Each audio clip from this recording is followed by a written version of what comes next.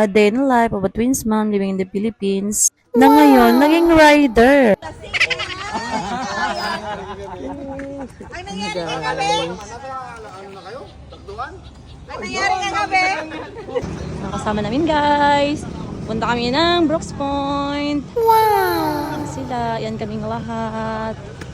Tsadan, tsadan, tsadan. Ah, sinagutom niyan. Ayan. Sila yung ikakasal. Okay.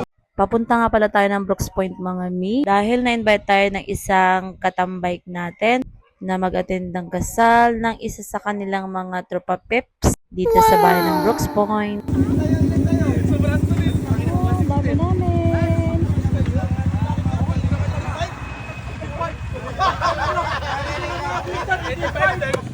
So mga mima, dumaan muna kami ng Nara. At alam nyo ba mga mima, may mga kasama din kami na galing ng Nara. So dito na kami this time sa Espanyola at tingnan nyo kung gaano kami karami mga mima. Ganyan na karami ang aming tambay. Iba't ibang grupo yan siya mga mima. Andiyan yung Wagat, USR, at hindi ko na alam yung iba. Pero alam nyo ba mga mima, hindi ka maiilang sa kanila dahil ang babait po talaga nila. Talagang very welcome talaga ang mga tao dito.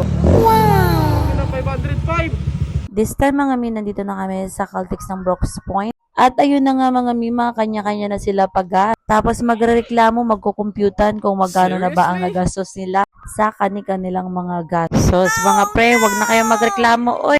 Ginusto nyong gumala, 'di ba? Kaya wag na kayo magkwintahan, oy, naunsa man mo. So this time mga mi, mapapasok na kami doon sa bahay ng groom. But anyways mga mi, kasama namin dyan ang groom at ang bride. Wow! Nag-motor lang din sila galing ng Puerto. Diba? Pakak na pakak sila. Huminto lang yan saglit mga mi kasi nga nagchismisan sila no. Kung paano ba ang papasok doon, ganon. So ayan nga po pala yung bride, yung nasa unahan ng videos. Shout out sa iyo Mima Cindy. Napakaastig ng bride na to mga mima. Kasi nga napakagaling niya mag-drive ng motorcycle. At hindi lang yun, napakaganda pa. Napakaswerte ng groom. Medyo malayo-layo po pala ang papasok dito sa kanila galing ng highway. Pero dahil marami tayo, aba, masaya lang. Tapos maalikabok o diba, sama-sama tayo.